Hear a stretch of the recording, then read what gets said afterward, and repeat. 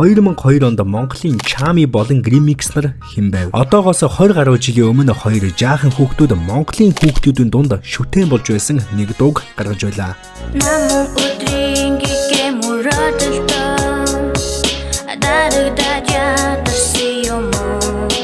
2002 онд гарсан Шаргалт хүүх нэртэй дуу тэр үед циркийг дүүргэсэн тоглолт хийж хүүхдүүдийн зүрх сэтгэлд хоногшсон байлаа. Дууны үгийг дижитал хамтлагийн Эрка болон Батука нар бичсэн бөгөөд Bobby D-ийн хувьд тухайн үед дижитал хамтлагийн залуу гишүүн байв. Тухайн үед энэ хоёрыг бас үерхдэг гэсэн яриа айгүй их газар авч байсан юм байна л та. Би айгүй сайн санаж би 2 настай байсан.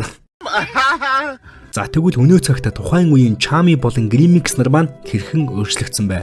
23 жилийн дараах иргэнрэлт. Алдарт Шаргалт түүх гэдэг нэртэй дууга ердөө 7 хоногийн өмнө YouTube дээр шинжилэн дуусан хувилбараа цацсан. Чанартай клип болоод чанартай дууралт мэдээж л цаг үе даган шүү дээ. Болор эрдний хувьд бол нэг тийм айхтар өөрчлөлт байхгүй. Стил ингээд хоёр тишээ найгаж дуулдаг те яг л хөөх охин хэвээрээ. За Bobby D-ийн маань хувьд бол жаахан жинэмэд тэг жоохон борлцсон байна. Тэгэхээр зүгээр л те.